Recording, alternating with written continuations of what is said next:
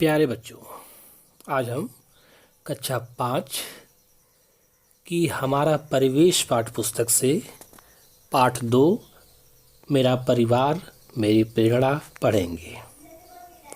प्यारे बच्चों, प्रत्येक व्यक्ति का अपना एक परिवार होता है जिसमें उसके बच्चे होते हैं, उसके भाई बहन माता पिता होते हैं। कुछ परिवारों में दादा दादी चाचा चाची भी होते हैं। ऐसे परिवार बड़े होते हैं, इन्हें संयुक्त परिवार कहते हैं। जबकि कुछ परिवार ऐसे होते हैं जिसमें माता पिता और उनके बच्चे ही होते हैं। ये परिवार छोटे होते हैं, प्रायः शहरों में छोटे परिवार पाए जाते हैं। परिवार के अलावा हमारे और भी रिश्तेदार होते हैं, जैसे नाना नानी, फूफा, बुआ, अन्य लोग भी। इस पाठ में एक बच्ची है जो स्कूल से लौट कर आती है और बहुत खुश है। उसने पर्यावरण संरक्षण पर एक लेख लिखा है और वह कहती है, मैं स्कूल से खुश होकर लौट रही थी। पर्यावरण संरक्षण पर सबसे अच्छा लेख मेरा था। मैं घर पर 2 लोगों को अपनी यह बात सबसे पहले बताना चाहती थी, एक मेरी नानी और दूसरे मेरे भैया। वे दोनों मेरी बातों से सबसे ज़्यादा खुश होते हैं। मेरी नानी मेरे बारे में सुनने को हमेशा उत्सुक रहती है। भैया से मुझे हमेशा प्रेरणा मिलती है। नानी के घर में उनकी देखभाल करने वाला कोई नहीं है। भैया की बात मानकर नानी अब हमारे साथ ही रहती है। नानी की उम्र ज़्यादा है, वह ऊंचा सुनती हैं और उन्हें दिखता भी कम है। रोज़ सुबह पापा उनको अखबार ज़ोर ज़ोर से पढ़कर सुनाते हैं। इस उम्र में भी नानी तरह तरह के पकवान बनाती है। वो बाटी चोखा भी बहुत अच्छा बनाती है। माँ ने उन्हीं से बनाना सीखा। माँ आज भी नानी से पकवानों को बनाने के बारे में पूछती रहती है। नानी के साथ हम सब मज़े से रहते हैं। बच्चों, आपने देखा कि इस लड़की के नानी जो काफ़ी बूढ़ी हो गई हैं, उन्हें कई दिक्कतों का सामना करना पड़ता है। आप सोचिए, जब कोई व्यक्ति बूढ़ा हो जाता है तब उनको क्या क्या तकलीफ़ हो सकती है। आइए आगे देखते हैं। वो लड़की कहती है, मेरे भैया किशन संगीत सिखाते हैं। बच्चे उनकी बहुत इज्जत करते हैं। भैया को संगीत सुनने, दोस्तों के साथ घूमने और बातें करने का बहुत शौक़ है।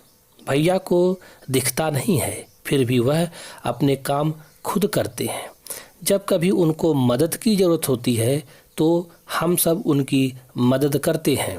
भैया को पढ़ने का बहुत शौक़ है। भैया ने शहर जाकर संगीत सीखा। अब वह गांव में रहकर बच्चों को संगीत सिखाते हैं। विद्यालय में 26 जनवरी के कार्यक्रम को तैयार करने में भी भैया ने सहयोग दिया था।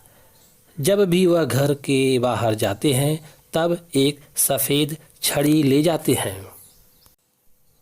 बच्चों, हमने कई लोगों को देखा होगा जिन्हें दिखाई नहीं पड़ता और वे छड़ी के सहारे चलते हैं। क्या आपके परिवार में ऐसा कोई सदस्य है जो देख, बोल या सुन नहीं सकता? यदि है तो आप उनकी मदद कैसे करते हैं? बच्चों, जो लोग देख नहीं सकते उनके पढ़ने के लिए एक खास लिपि में किताबें तैयार की जाती हैं जिसे ब्रेल कहते हैं। ब्रेल एक मोटे कागज़ पर एक नुकीले औजार से बिंदु बनाकर लिखा जाता है। ब्रेल कागज़ पर हाथ फेर कर पढ़ा जाता है कि उस पर क्या लिखा है। लुई ब्रेल फ्रांस देश का रहने वाला था। जब वह 3 साल का था तब एक नुकीले औजार से उसकी आँख में चोट लग गई और उसकी आँखें खराब हो गईं।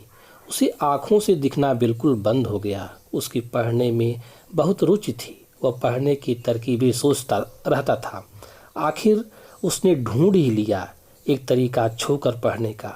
पढ़ने की यह विधि बाद में ब्रेल लिपि के नाम से जानी जाती है। इस तरह की लिपि में मोटे कागज़ पर उभरे बिंदु बने होते हैं। उभरे होने के कारण इन्हें छूकर पढ़ा जा सकता है। यह लिपि 6 बिंदुओं पर आधारित होती है। आजकल ब्रेल में नए नए परिवर्तन हुए हैं, जिससे इसे पढ़ना लिखना और भी आसान हो गया है।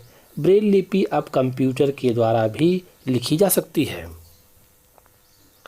जो लोग सुन नहीं सकते उनके लिए सांकेतिक भाषा इस्तेमाल की जाती है।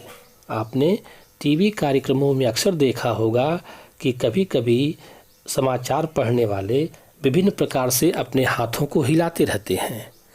वास्तव में एक सांकेतिक भाषा है जो उन लोगों के लिए सहायक होती है जो सुन नहीं पाते, केवल इशारा करने से ही समझते हैं। टीवी पर मूक बधिर के लिए समाचार आते हैं। देखो वहाँ बातों को किस प्रकार संकेतों के द्वारा समझाया जाता है।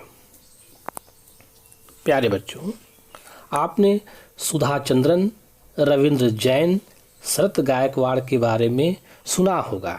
सुधा चंद्रन को भरतनाट्यम में प्रसिद्धि प्राप्त है। भरतनाट्यम एक नृत्य है। एक दुर्घटना के कारण उनका एक पैर काट दिया गया। कृत्रिम पैर, नकली पैर की सहायता से नृत्य करके उन्होंने प्रसिद्धि प्राप्त की है। रविंद्र जैन जो एक गायक थे, उनको आँखों से दिखाई नहीं देता था। उन्होंने बहुत सारी फिल्मों और टीवी कार्यक्रमों में अपना संगीत दिया है। उनके अच्छे संगीत के लिए उन्हें कई पुरस्कार प्रदान किए गए हैं। शरत गायकवाड़ का एक हाथ खराब है। उन्होंने तैराकी के क्षेत्र में भारत का नाम रोशन किया है। प्यारे बच्चों, वह लड़की अपने भैया के बारे में बताती है कि उसके भैया कितने ईमानदार थे, जिसके पीछे एक कहानी है। आइए देखते हैं। भैया की ईमानदारी। शाम को भैया बोले चलो मेला चलें, अपने पड़ोस के दोस्तों को भी बुला लो। इस प्रकार अलग अलग राज्यों के लोग अपनी अपनी चीज़ें लेकर आए हैं। भैया ने मेला घुमाया, हमने बहुत कुछ खाया पिया। मुंबई की भेलपुरी भी खाई। भेलपुरी वाले ने गलती से 6 की जगह 5 ही लोगों के पैसे लिए। हमने सोचा चलो पैसे बच गए, पर भैया ने हिसाब लगाया और भेलपुरी वाले को बाकी पैसे दिए। हम आपस में खुसर फुसर कर रहे थे तो भैया ने समझाया कि नहीं अंजू, हमें किसी को नुकसान नहीं पहुंचाना चाहिए। ईमानदार होने पर डरने की ज़रूरत नहीं पड़ती, आत्मविश्वास बढ़ता है। ईमानदार लोगों को सभी पसंद करते हैं। उस दिन हमने भैया से जो सीखा उसे कभी नहीं भूलेंगे। सोचिए, अगर भैया कम पैसे देकर चले जाते तो लोग उनके बारे में क्या क्या सोचते हैं। प्यारे बच्चों, अब आप मुझे ये बताइए कि कभी आप मेला देखने गए हैं? कभी भीड़ भाड़ में आपने कोई सामान खरीदा हो और दुकानदार भीड़ के कारण आपसे पैसे मांगना भूल गया हो और आप घर आके खुश हुए हो कि हमने बिना पैसे के ही सामान ले लिया? यदि आपने ऐसा किया है तो ये अच्छी बात नहीं है। प्यारे बच्चों, हम जब भी किसी से कोई सामान लें उसकी कीमत हमें दे देनी चाहिए। ये ईमानदारी है। ईमानदारी आवश्यक है।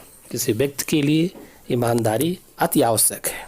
और मैं आशा करता हूँ कि आप भी अपने जीवन में ईमानदार बनेंगे तथा वे व्यक्ति जो आपके परिवार में हैं या समाज में हैं, जिन्हें कोई दिक्कत है, जो देख नहीं पाते, सुन नहीं पाते या बोल नहीं पाते, आप उनके साथ अच्छा व्यवहार करेंगे और उनका सहयोग करेंगे। प्यारे बच्चों, अगले वीडियो में हम लोग पाठ 3 गौरव पुरस्कार के बारे में पढ़ेंगे। धन्यवाद।